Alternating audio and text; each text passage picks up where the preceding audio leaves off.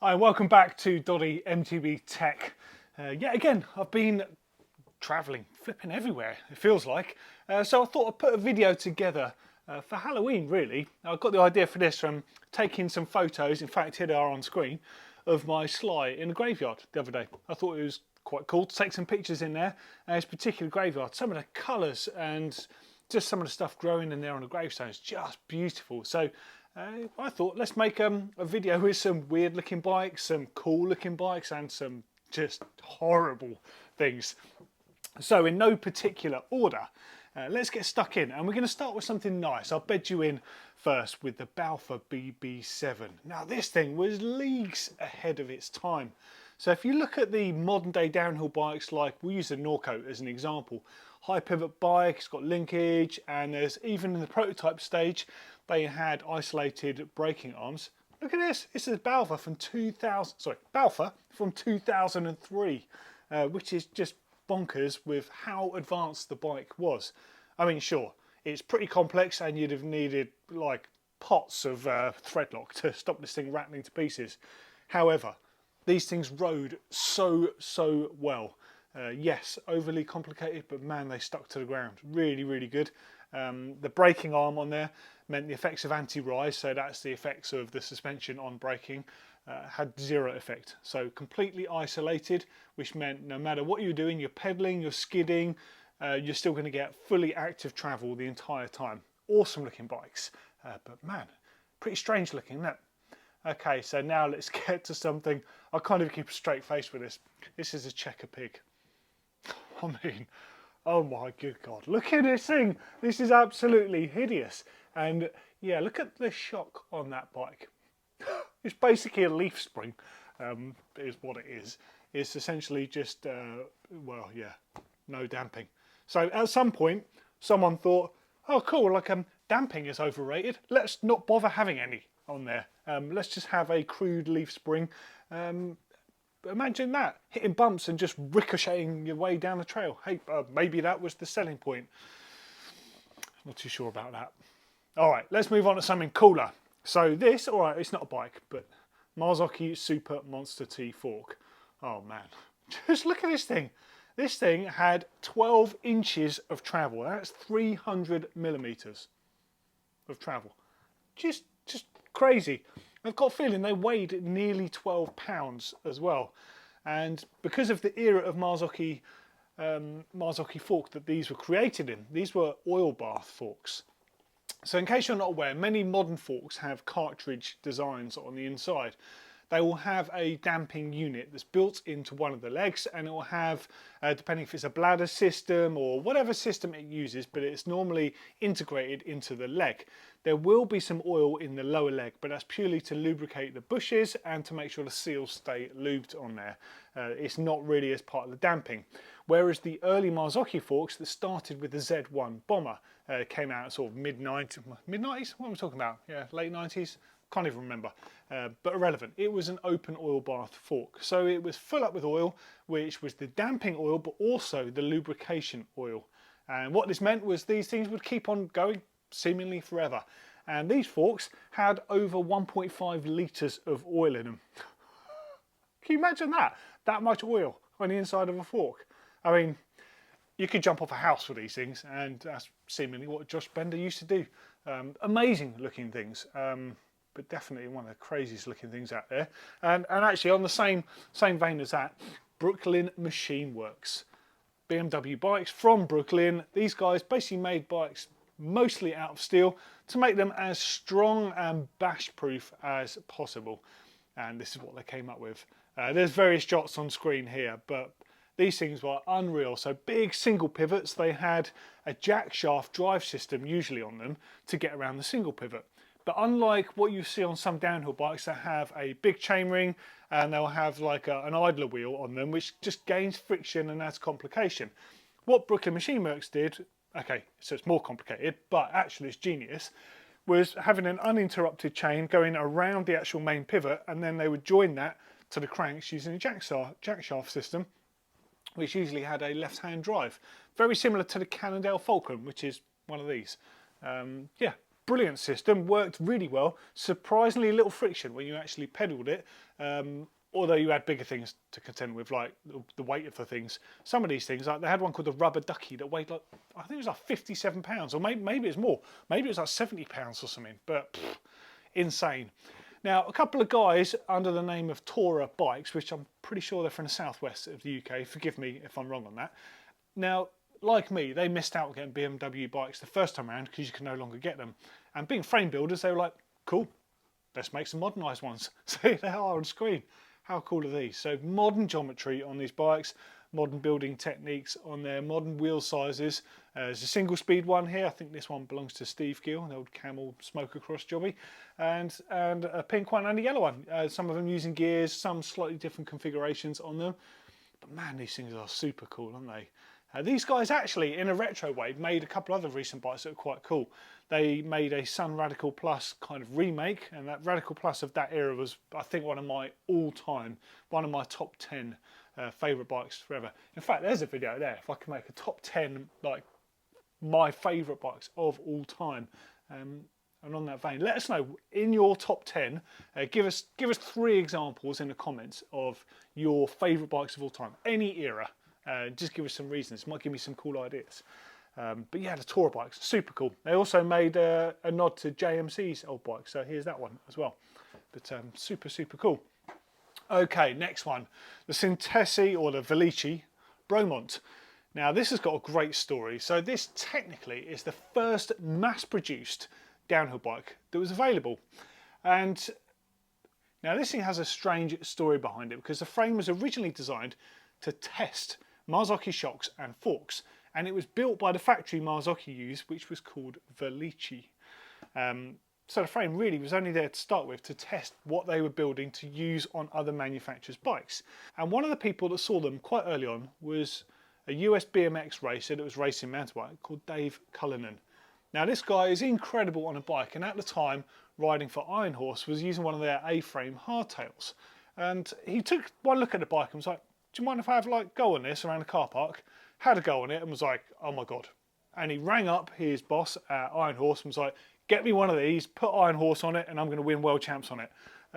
And they did, and he did, which to me is one of the coolest stories ever told. Now there's lots of variations of this story, and I'm sure they're quite elaborate, and I wasn't there, and not many people were there. But he won the Worlds in 1992 at Bromont, and that's why this frame later went to be known as a Vichi Bromont. You can see it in this catalogue here. Now the story is, in his downhill run, there was a big bridge, basically a flat top bridge like a tabletop, and the chairlift went over it. Now people said that he timed his jump so he wouldn't hit his head on the chairlift. Now I'm not so sure he would have actually hit himself. Like this is a shot of him on that. Forgive me what this is from. This was from a magazine, possibly something like NBA, and the photographer could have been Zap Espinosa. Not really sure, but I wanted to show it. I just found this one on Google, and I don't think he would have hit it, but still, he had to time it for a number of other factors, even if it's just his head, to get it right, and jump the whole bridge. And this is in an era where mountain bikers couldn't jump as well. And look at him just laying over a flatty over it. Awesome stuff. Now, following that, loads of other brands started buying the bike, or buying the frame, including Saracen, Rudy Project, Iron Horse, Haro, Kona, Diamondback. There was loads of them out there. So technically, it was the first mass-produced downhill frame. Very, very cool, actually, even though it was hideous to ride. I had one for a while. I had a Saracen version of it, which was a backup bike for Steve Pete and Rob Warner when they were on the Saracen course team. And it had, I don't even know what the number of anti-squat was. It may as well have been 1000% anti-squat, because you pedal this thing and it would stand up. It would just like jack like this. Horrific thing to ride. So how anyone could win anything on it was staggering. Next up, Kirk Magnesium, or Kirk Precision. This was an era when people were experimenting with materials. Hey, let's make a metal matrix frame. Hey, let's make a carbon frame. Let's make titanium. Let's make whatever. These guys decided to cast a bike out of magnesium. Now on paper, that sounded super cool, and also it looked super cool as well. Well, I think it did, until you went to pick one up and nearly gave yourself a hernia, because these things were like an anchor. Oh my God. Horrific looking things, and the tech of casting a bike, especially out of magnesium, was left well alone until a couple of guys by the name of Empire Cycles in the UK cast a downhill bike and a trail bike, and they were beautiful and they rode so well. I tested those when I was working for Mountain Biking UK magazine, and I've only got good memories of those. Okay, next up, one of our bikes. This is a Mondraker Summon from 2011. It's a signature Fabian Burrell edition, and it's probably one of the most extreme downhill bikes ever made. So the head angle on this one might look slack, but it's not even in the slack setting. So it's 63, 61 or 59. 59 degrees. And the wheelbase, look at it. This is really the foundation of our forward geometry, the modern geometry on our bikes. If you want to know more about this, there's a video I made about it on Mondraker TV. I'm going to link to that down in the description. It might be floating around after this video. But this thing was wild. Adjustable chainstay length as well. I think it's 435, 440, 445 and 450. That was with 26-inch wheels. And of course the zero suspension platform. This is one of the earliest bikes.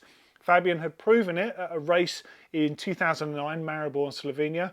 It won, and then at that point we committed to it through the whole range of bikes. And this was one of the first bikes you could buy that had that suspension design on there. 59 degrees. That is just bonkers, isn't it? Crazy looking thing. Right, next up, Klein. In my opinion, Klein still have the title of having made the most beautiful rigid or hardtail mountain bikes of all time. Now, I was lucky enough to see an incredible collection when I was working at GMBN, and some of the bikes in his collection I've since photoed, and there's a bunch of shots on screen, attitudes and adroits and various bikes. The colours, the styling, the mission control bar and stem, their own fork there with the Evolution headset size. Just look at these things. Absolutely stunning from all angles, especially with the linear fade. So some would look like blue from the rear and yellow from the front, and just wild paint jobs. And one day though, Mr. Klein decided he no longer wanted to build lovely looking bikes. So he made this. Yeah, that's a Klein mantra. I'm sorry, but that's just beyond fugly. That is just one of the ugliest bikes of all time, and I still have nightmares about these things. So at some point someone decided, I'll build a URT bike, so a unified rear triangle. Now I'm not sure who did it first. It could have been Ibis, it could have been Voodoo, it could have been a number of different brands. Trek had one, Gary Fisher had one, Gary, you should have known better. Klein had one, they all had them basically. The lower the pivot was to have a pivot in the middle of the bike, and the bottom bracket was actually on the rear of the bike. So when you were stood up cranking on the pedals, the suspension wouldn't be bobbing around, and when you were sat down riding over rough terrain, the suspension would work. Now the lower the pivot was, so on the old Trek bikes they had a low pivot, which meant they were working probably a third when you were stood up and 2/3 when you were sat down. This is totally off the top of my head here. The Klein one, for example, like this, like, oh my God, the pivot's right at the top. So this would have been literally like riding a hardtail when it stood up, and then the whole bike pivoted in half when you sat down. Sorry, that is just disgusting. And I don't want to end on a negative of Klein, so I'm just going to put some shots. There we go. Look at them. Still the best looking bikes of all time. I'm sure of it. All right, now this is just terrifying if you ask me. So this is known as the Slingshot. Now before I go into the fact it's got cable as a downtube, apparently the story behind this is the founder of, or the guy that made this bike, had a crack in a pit bike frame. A little pit, like a PW50 or whatever it was, he used to ride around the pits, and he noticed that under braking, accelerating, the frame would kind of lurch along, and he's like, oh, that's kind of a cool idea. I wonder if I could do something like this with a mountain bike. So he got rid of the down tube, put a tensioned cable in there with a spring at the top, and he cut the top tube and put a lump of fiberglass in there, and this is the result. So yeah, that's right. So essentially the front triangle is floating, and what it meant was the wheelbase would get shorter under impact. So it would hit a rock or something, the wheelbase would get shorter and the cable would pull it tight again, so the bike would like crab its way along, or slingshot its way along. But it also meant the front end was like this, and yeah. Yeah, absolutely terrifying. Kind of cool. Like, I do like the fact it was massively different to everything out there, but there's also a reason that no one made a bike like this. This is the last one, and probably the most disgusting bike I've ever seen, but also the funniest bike I've ever seen and the one that's made me laugh the most when riding it. This is Finn's Jimbo on screen right now. So a close friend of mine, Finn from Full Factory Suspension. I worked with Finn at MTB UK magazine. I've known Finn for years and a lot of people in the bike industry know him. He is like MacGyver with bike stuff and car stuff and radio control car stuff and pretty much anything. And he had a couple of transit damaged frames when he used to distribute Rose bikes. I think the rear ends had been squashed or something from memory, I can't remember. So instead of crushing them and sending them back to Rose, he was like, hold on a second, I'll save you the postage and I'll repurpose these. So he literally cut and shut them into a tandem. Look at this thing. It's disgusting, but isn't it amazing? Now that is the spirit of just messing around with bikes. I don't know many people who would bother doing this. And do you know what? It actually rides pretty good. Took a long time to sort out the spring rates on there and a number of other things. This thing is actually ridiculous. It's been ridden down some pretty like gnarly stuff. Be quite surprised. But yeah, I mean, hell of a Franken bike. I mean, look at the welds. Just those are terrifying enough. But that's what happens when you literally cut and shut a bike. I don't want to talk about heat treating or lack of. But it's still in one piece and it still works. Man, there's some pretty horrifying bikes there, isn't there? I'd love to know what your favourite or what your least favourite, more importantly, bike was out of what I've just shown you. And can you think of anything that's funnier or more disgusting? Please let me know in the comments down there. And also, I want to strike up a top 10 bikes thing. Should I talk about my top 10 bikes of all time? Because there's some really cool ones out there, I think. Let us know what you think, and if you haven't already subscribed, please do hit the subscribe button. I'm doing this just for a laugh. I proudly and I love working for Mondraker bikes as my day job these days, but I still love talking about bikes, so I'm going to carry on doing that through the winter. Thanks again for watching. Take care. See you soon.